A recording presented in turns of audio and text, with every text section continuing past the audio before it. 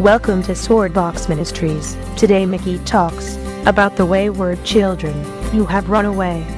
Our verse for today is Deuteronomy 30:19. I call heaven and earth as witnesses today against you, that I have set before you life and death, blessing and cursing. Therefore choose life, that both you and your descendants may live.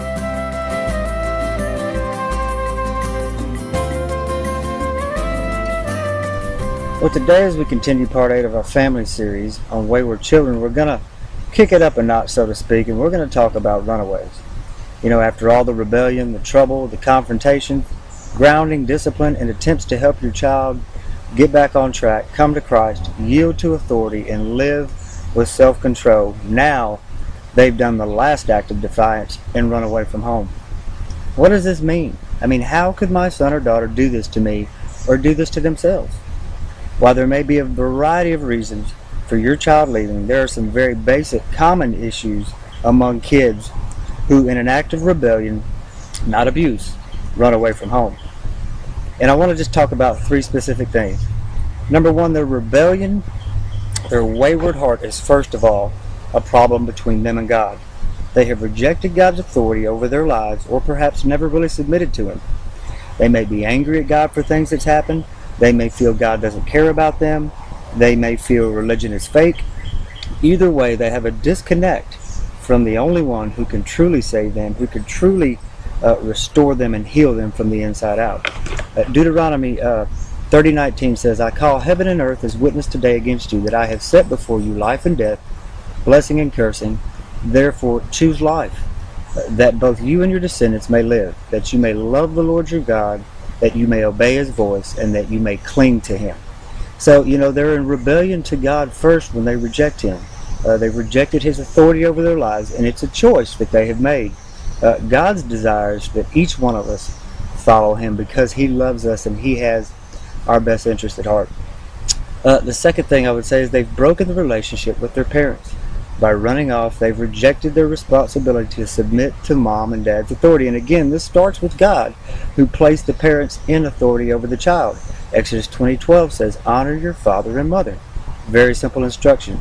They're also in violation of government and school authority. Romans 13:1 says, let every soul be subject to the governing authorities. You know, and most kids who run away, obviously they're not going to go to school or they'd be caught.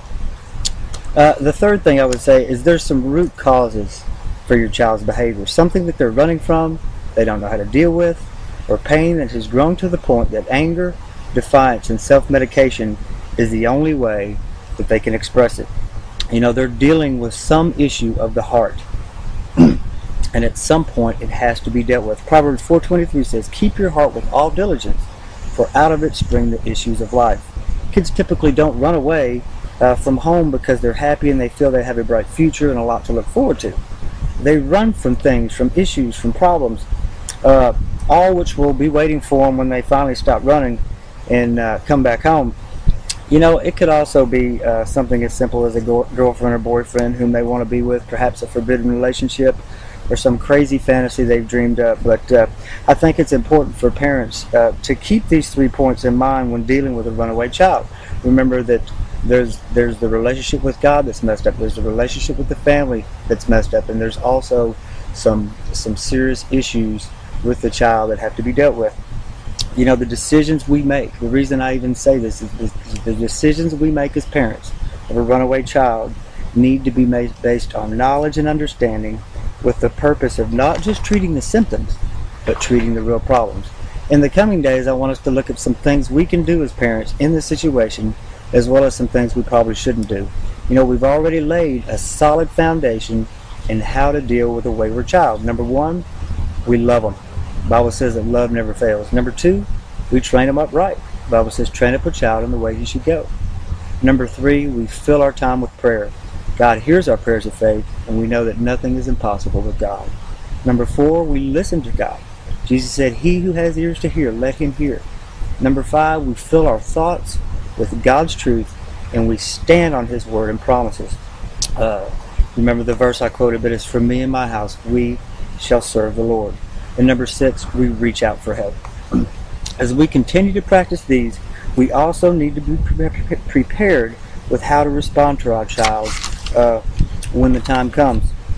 We must get control of our own emotions and dig in for spiritual warfare. Never give up on God. Never give up on your child. Miracles do happen. God is still on his throne, and his mercies are still new every morning. God bless you. I hope that offers a little encouragement to you. We'll see you back here tomorrow.